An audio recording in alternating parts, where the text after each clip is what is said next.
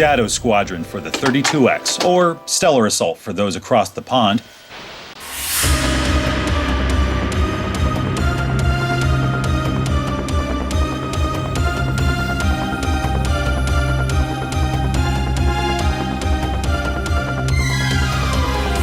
It's a 3D flight simulator, yeah I know, duh, where you have to fend off a dreaded alien threat in one of two starfighters, the Feather 1 and Feather 2, regardless of which, the player is faced with the same 6 stages with the same amount of enemies. There's no time limit, thank God, and it's fucking awesome.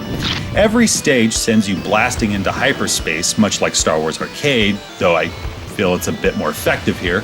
En route, you get a mission summary and a map of the sector with primary and secondary targets highlighted. Moments later, you're in The Last Starfighter. Y'all remember The Last Starfighter? Alright, I know, on the surface it doesn't look all that different from Star Wars Arcade, but appearances can be deceiving. In many respects, I feel Shadow Squadron is a better game. With Star Wars Arcade, yes, you have complete control of your fighter, and you have plenty of enemies to perish. That being said, it wasn't perfect. Whether you went with the X-Wing or Y-Wing, maneuverability is comparable to a Ford Pinto, meaning sluggish as all fuck. Another thing that tugs at my short and curlies are the Star Destroyers. They don't suffer any damage, making them a simple obstacle instead of a viable target. These aren't game-crippling defects. I still enjoy the game, obviously. I keep bringing it up. Really, I'm just saying there's room for improvement.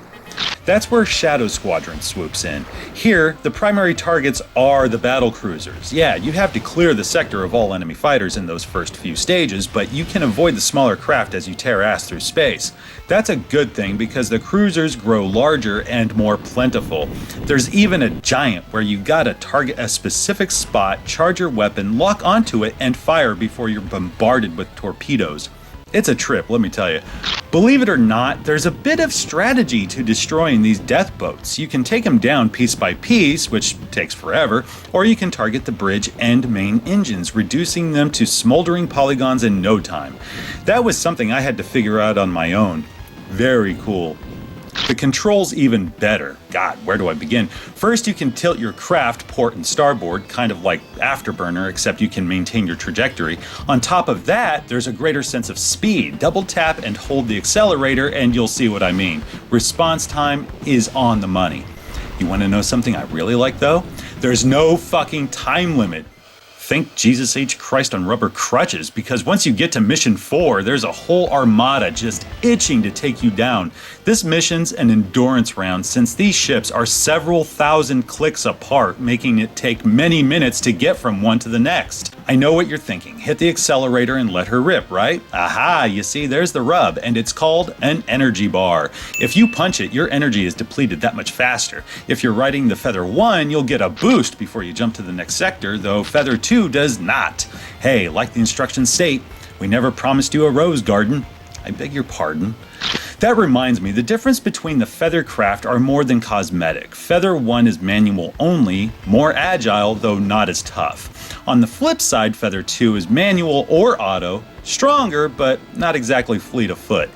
Auto basically turns the game into a rail shooter of sorts. It's cool and all, but I prefer manual control. Once you get a taste of freedom, there's no going back, unless you've beaten the game and need another challenge. It may look pretty basic, what with its flat shaded polygons, bare bones soundtrack, and non-existent story, but there's a really fun game here. Really, I love reducing these giants to geometric confetti, and I enjoy the freedom of it, having to find my own way about doing so. As for the presentation, it may be the nostalgia talking, but I find these graphics very charming. Again, I'm reminded of The Last Starfighter.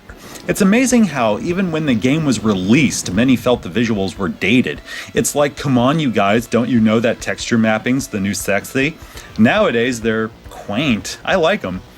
There are some flourishes though. Watching the ships flake apart is pretty sweet, and there's even light sourcing thanks to the ever-present star growing larger and larger with every mission. I think that's an achievement right there. The music's so fucking 80s, it's ridiculous. Yes, that's a good thing. Shadow Squadron may have been released in '95, but tell me this doesn't sound radical as shit.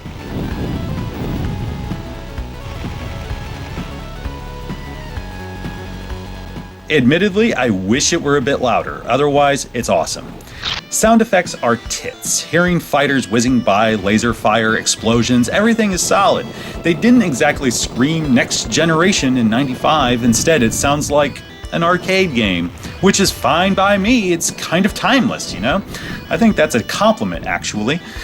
Shadow Squadron's a must for any 32X collector. Thankfully, it's reasonably priced and very common in North America, so be sure to snag a copy before the hoarders start jacking up the price.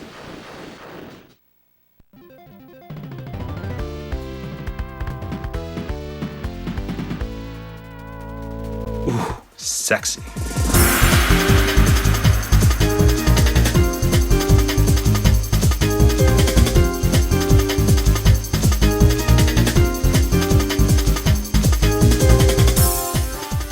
Next time.